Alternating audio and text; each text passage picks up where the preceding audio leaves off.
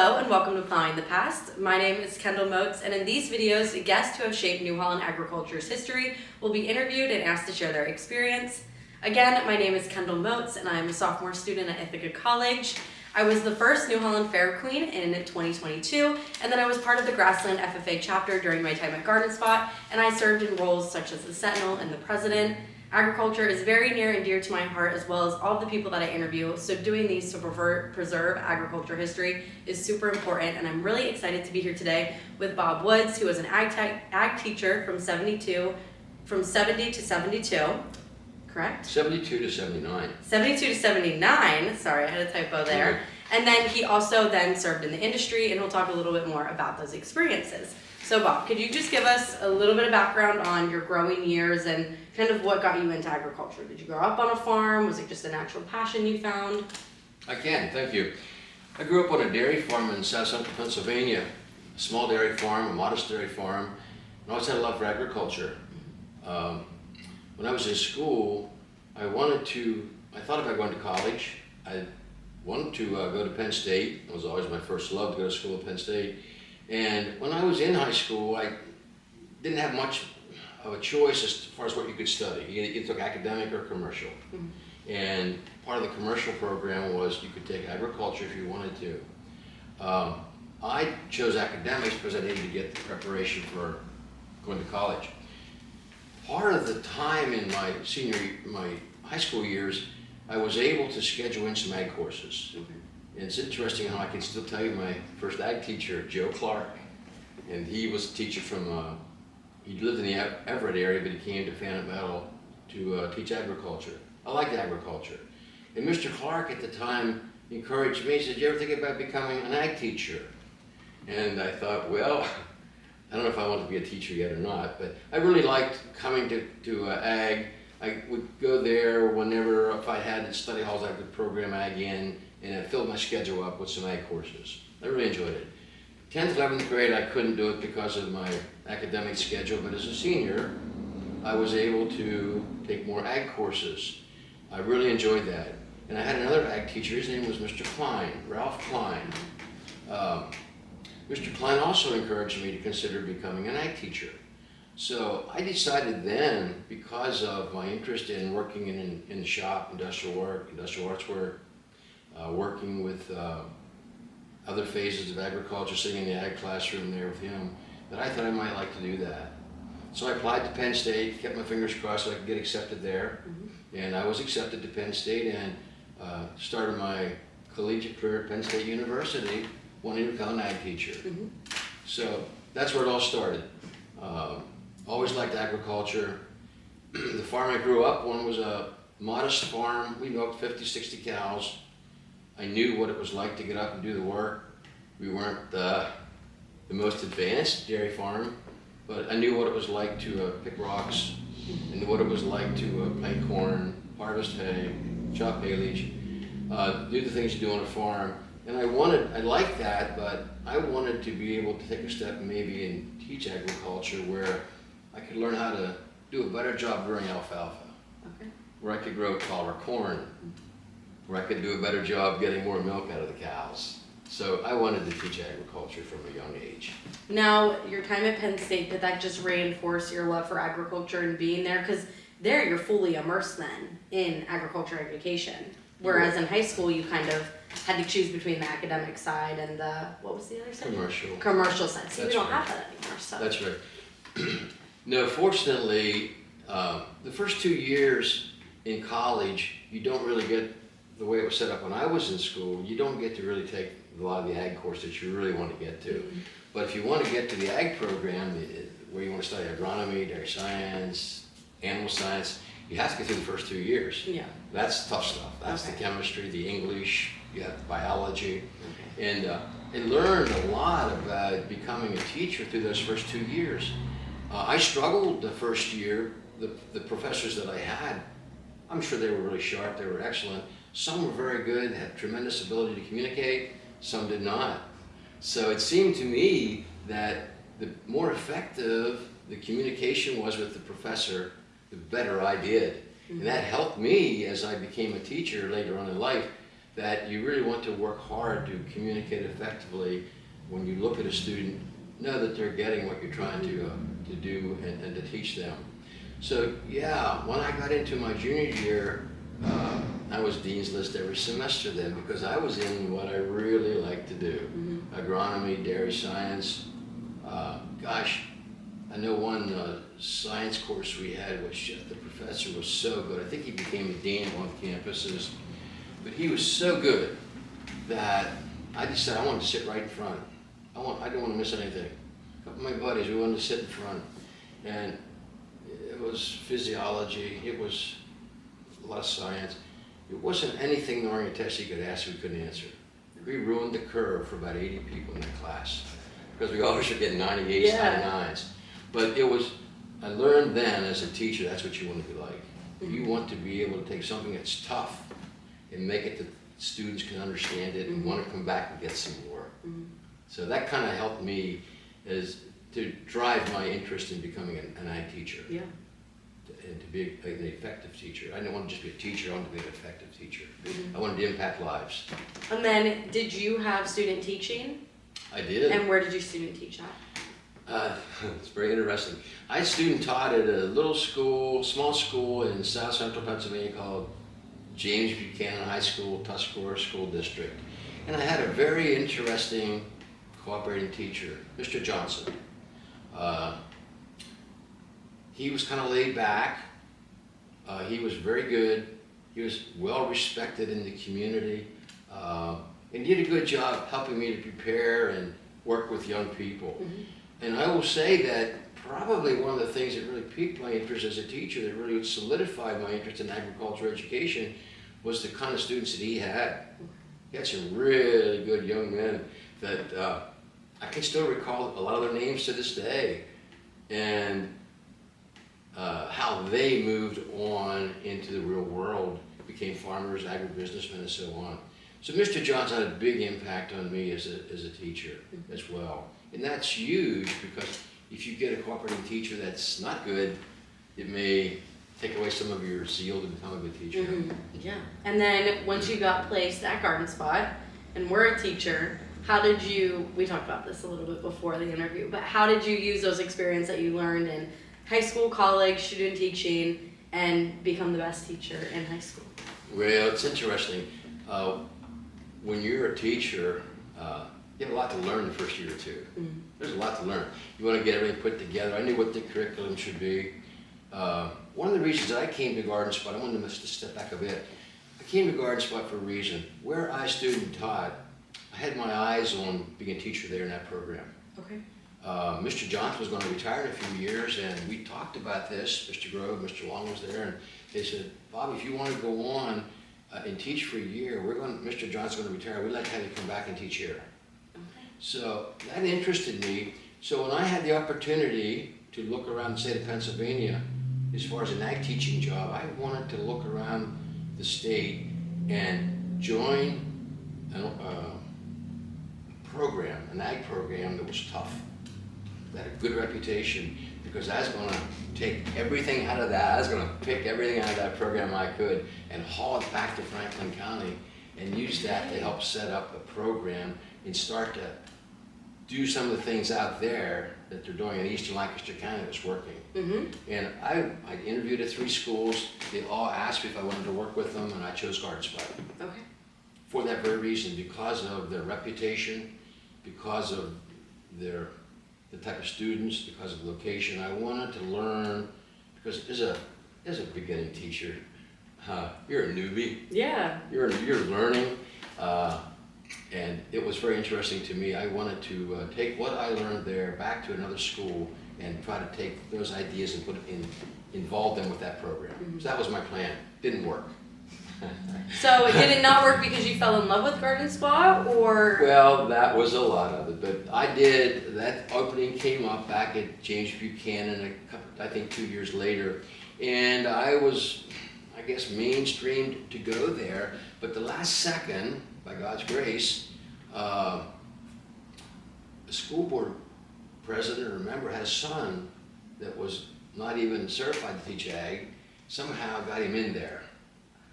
and he was going to start teaching with that certification, but he was going to get the certification. Okay. So he got in there, which was a blessing, because it meant that I wasn't going to go anywhere else. Yeah. I was only going back there because I wanted to. That was my first love. That was my home area, my home county, and I always liked ag. So I wanted to take those ideas there. It didn't work, so I got the opportunity then to stay at Garden Spot at Grassland FFA and work with agriculture for a little than only 7 years. Yeah. But I loved every year of it. And then, can you tell me a little bit about the changes you implemented while you were there for those 7 years? Well, there were some things that I wanted to do. First of all, I think I told you earlier, when the students came into my classroom, I wanted that door to go closed, and I wanted them to feel safe. I wanted them to trust me as a teacher, and I wanted them to have the opportunity to learn all they could. I wanted to make it interesting. I thought about the professors that I had in school that were not good professors that I had to pass. I didn't want that to be the case. I wanted these young people, and remember, I don't know what it was when you were in Garden Spot, but we had double periods. Yes, like the back-to-back, yeah. 8 o'clock to maybe 9:35 Yeah. or something. That's a long time for a young 14-year-old to sit. That's a long time to keep their interest. So I wanted them to be interested, and it's so many times, the bell would ring, they would sit there. They wouldn't even have to leave. I would say, now you're going to have to get out of here because we got the next class coming in, no more late passes. So I wanted to make it interesting for them. So some of the things that I got to do, we instituted a 9th grade FFA. I don't know if you knew that or not, but we had a 9th grade FFA chapter. For a little bit, right? A couple years? Well, during my tenure as a teacher. Okay. During my tenure, we had a 9th grade, where they had the opportunity to begin their leadership. FFA is so intertwined with vocational agriculture or agriculture, you can't separate them. And I wrote down the FFA motto. When's the last time you ever heard the FFA motto? I wrote it down. I think the last 3 people have said it. Have they? Okay, well then I don't have to repeat No, it. you should say it for them. But learning to do, doing to learn, earning to live, and living to serve. Think about that. And I think I had mentioned to some folks out here earlier, you don't really get to see the consequences of your education and impact on these young people immediately, because they have to grow up too. I'm 74 now. I get to sit back. When I went into industry, I'll go back a second. When I went into industry, we would go to shows, trade shows, and we would meet hundreds and hundreds and hundreds of people. Foreign people would come through, business leaders come through. It wasn't long when some of these students are coming through with a wife on their arm and children, and they stopped and they wanted to introduce their family to me. What are you doing these days? And they would talk about what they were doing and how agriculture impacted their life and how they learned so much and how they hope that when their kids grow up that they can take agriculture. So you don't get to see how you've impacted anybody until later on, and they have a chance to blossom as well. So we had leadership involved with the FFA. Mr. Lauber had asked me to think about some of the things that we like to do in 9th grade. Remember, this is production agriculture. But what I was trying to do, I realized that these young people all can't go into agriculture and farm. That's not going to happen. That's just not going to happen. There's not enough farms to go around. But we need to have young people who are talented, that have good work ethics, that are skilled, that love agriculture, that want to work for a business that is in agribusiness. I worked in that field for 40 years, and we hired people, we tried to hire people that had a little bit of a background in agriculture so that they could represent our company well when they were on a one-to-one basis with farmers and industry people. My goal was to try to teach them as much production agriculture as I could, knowing that they're not going to be farmers, but they're going to use what they're learning in maybe a job, a career that they really liked. One of the things, I think I told you earlier, from day one, 14 years old seems young to do this, but I wanted to ask them then what they want to do with the rest of their life. I said, 3 or 4 years you're out of here. You're coming to school now because you want to come to school. You have to come to school. Maybe you want to come, but someday you're not going to have to come to school. What are you going to do with your life? Let's start thinking about what you want to do. I said, think about this. I remember working my way through college, and I had things I had to do when I worked in a feed mill. the days were long. You looked at the clock, it went slow, it went slow, it went slow. And it was a good incentive for me to work hard in college because I want a job that I really enjoy. As a teacher, as an ag teacher, you never watch the clock except you want to try to get done when the bell's going to ring. So you're done for the next day, next class. But I wanted them to understand that life can be really long if you're forced to do something that you don't enjoy. So start planning on that now, doing something that you like in life that you can enjoy your job as you work in the real world. And I think that's a good transition to talk about. After 7 years, you left teaching, and then you got into the agribusiness career path. Can you talk a little bit about that change and then the company that you worked for and kind of your tasks that you had at the I can. And I guess, if I may just jump back 1 second. Yeah. A couple of the contests that I was able to coach in the FFA, we didn't teach and we didn't coach for contests. We incorporated what we were teaching into the contest into that. So I had a poultry unit that I taught in 9th grade, so that was natural that the poultry team could come from that poultry unit. Land judging came from the agronomy, the soil science that I taught in 9th grade. In 9th grade, you had one opportunity if you wanted to be on the poultry team, because in 10th grade, you're going to be studying other things, and the 9th graders are going to get a crack at the poultry team or the land judging team. So it's so interesting. These young people, it's just so interesting. I say we had the best students in the world who came from the best parents. The parents did a wonderful job because they came to school and you could really, like I said earlier, they were minds full of mush and you could work with them and you could train them. They really wanted to excel at what we did. Poultry training, poultry contest, I don't know if you ever did it, but it's so extensive. It includes egg grading, it includes breakouts, it includes broilers, it includes live bird judging. Very comprehensive, very, very interesting.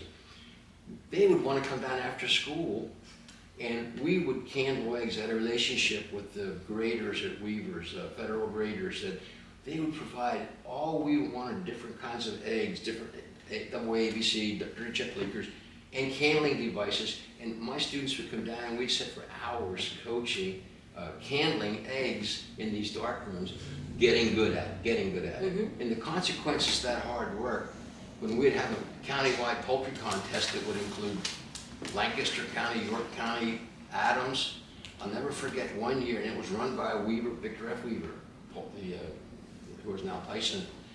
It's interesting. I had 10 students that year. 5 students could be on a team. The teams finished first and second out of 100 and some students that were there, and they got 8 of the top 10 ribbons. Out of all those, they were ready to go, weren't they? Yeah. And it kind of ties into another segment when you asked me about agribusiness. I spoke at a meeting in Chicago, Illinois for Harvest Store, Smith Harvest Store Products. They wanted me to speak on what you can do to help these harvester salesmen that are from Canada, from the United States, or the U.S. How can they be really prepared so when they get in front of a customer, potential customer, what do they need to know? What do they need to learn? How do you effectively communicate with the potential client? And the best way to do that is to get one of my customers who is extremely busy, and one of my owners from Franklin County, Steve, I won't mention his last name, his wife Lisa milk 120 cows, farm 500 acres by themselves, get a little bit of part-time help. So they're busy. They have a family. They're very busy. They don't need somebody to come in there and hold them up if they don't have anything to offer them. And I wanted this farmer to talk in front of 700 people in Chicago, Illinois, about what he expects out of a salesman or any representative coming to their farm to talk what you're looking for. And he says, I didn't tell Bob was this, but I'm going to mention this to the group. He said, when I was in ag, when I was in FFA at James Buchanan High School, our ag teacher would come to us and ask if we wanted to go to FFA if we could Penn State. And he said, we had some experience with that, but he said, after our first trip to Penn State, not many of us wanted to go up there anymore because there was an FFA chapter called Grassland FFA. Anytime that we went to Penn State, we had no chance. those FFA students were so prepared, and all those ag teachers had them so prepared. We had no chance. Mm-hmm. So we didn't even think it was worth going out. So that's kind of the reputation the Garden Spot had. And it wasn't just the teachers, it was the students as well. Yeah. And they didn't have to come down and spend an hour or two after school with me where I would take them home. Mm-hmm. But that's part of the education process. And then seniors, then I also taught senior farm management and agribusiness. In my job there as a director of the work experience program was to try to identify what their interests were, and had a very outstanding relationship with the agribusiness sector in this eastern Lancaster County. And I can't tell you one agribusiness that ever turned me down and says, no, I won't take one of your students. I had to go through the labor laws with them so that they knew what they could do, what they couldn't do. But these students would go out there for 9 weeks at a time, every week, on Wednesday or every other week, we'd come back in the classroom and talk about what you learned, how is it working with adults, Mm-hmm. how is it working with your foreman, how are you doing out there, what are you learning? Because now you're in the real world. Yeah. It was kind of a step that they would take before joining the real world. So that was really good for those young men as well. One of the students had a keen interest in being a loan officer. He wanted to be a banker. He wanted to be a banker. And didn't Blue Ball Bank hire him as an intern to work at Blue Ball Bank with agribusiness loans? Now, he wasn't ever going to be a farmer, but his knowledge of agriculture allowed him to work in the bank. And when he graduated, he became a loan officer and agribusiness lender for Blue Ball Bank. That's awesome. Because of what he learned in agriculture. He wasn't going to be a farmer, but agribusiness was there for him to back it up. Mm-hmm. I would like to touch on, we have a couple minutes left, I'd like to touch on your career after teaching. Okay. And just a little bit about what you did and where you're at now. I'm sorry, I diverted a little. No, you're okay. I wish we had more time. But it's all about the kids. It's all about the students. I call them kids. They're not kids, they're young men, young women. Sharp. Great parents. It was fun to be able to go home and sit down with mom and dad and talk to them. That was an edge we had. We had an edge over any other teacher Garden Spot. We could sit down with mom and dad at the house and talk about how the kids are doing. Yeah. And the kids knew we were going to do that. So that was something I really enjoyed as well. But after I stepped out of the teaching field, I worked for a local company out of Clear Blue Sky. They asked me if I'd be interested. I said no. I turned them down twice. They got to the point where they made it, how would I say this? They made it financially advisable to consider harder. So I did. I changed jobs. And I worked as a sales supervisor, and our company built airtight silos, called harvest stores, bottom unloaders, high-tech stuff. And I got to spend an awful lot of time with farm people one-on-one. Okay. Now I'm not working with the young people anymore, I'm working with adults where this has a big impact on their life. Yeah. So I did that for 40 years. Okay. I trained salesmen. I met the most interesting people, and another illustration I wanted to give you. I was sitting with one of the salesmen I worked with up in Lehigh County on a piece of ground in an old farmhouse. There was nothing, an old barn was there, and we were meeting with a businessman and a herdsman. And the businessman showed up, and I shook his hand, and I said, "Bruce, tell me about yourself." I said, "What in the world's going on here?" Well, he said, "Bob, I have to tell you something. When I was a young man in school, I was in the FFA." And he said, "I got a show calf, a Holstein calf." And he said, "I raised that calf." I didn't live on a farm, but he said, "I would go down every day and see my calf, and I'd take care of that calf. I took that calf to shows, to fairs. I took that calf everywhere. I loved doing that with that calf. It was just some part of our life, that Holstein calf." And his calf grew, it became a heifer and whatever. And he says, "I made up my mind then, if I ever become successful in the business world, I'm going to have a dairy farm." And he says, "I'm here today because now what I'm going to do, my dream, I've hired the best herdsman out of Maryland. His name is Jack. Jack was really tops, really good." He said, "I'm going to build a facility here for 60 cows.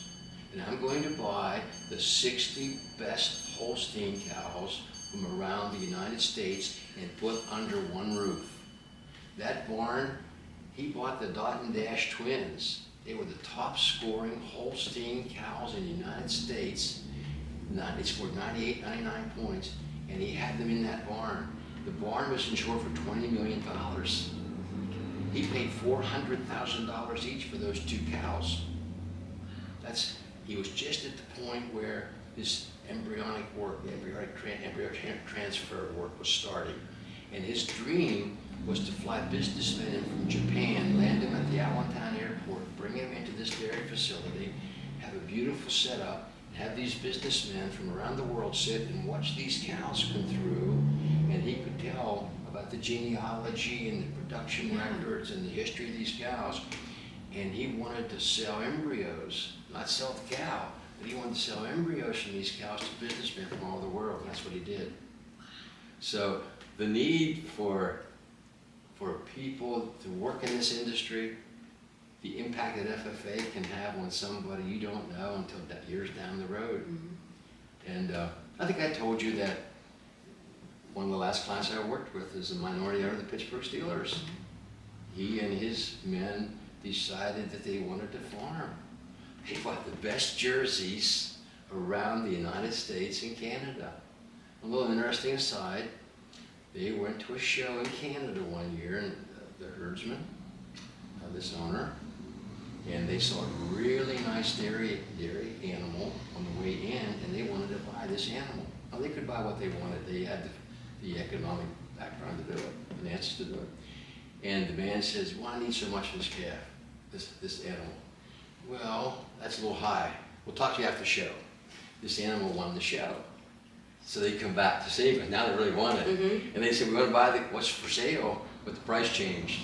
It went up to like $100,000. Yeah. They said, "Write him a check." He gave him a check for $100,000. But that's kind of how the ag industry can be, and that's the kind of players that's in it. But we need good, trained students that have the ability to communicate, that like to work, that have a passion for agriculture that Garden Spot could offer. And that's where my career went. I worked for many years. I met presidents of corporations over the years in sales. I had a very successful career. Not to toot my horn or anything, but I think I was harvester salesman, national harvester salesman for the year, 2 or 3 years from Canada, US. Just because we really had good farmers to work with, and a good company to work with too. Well, that I think is a great way to wrap up the interview. I wish we could talk longer and share more. We might have to have you on again. But thank you so much today, Bob, and thank you all for watching and joining us for Plowing the Past.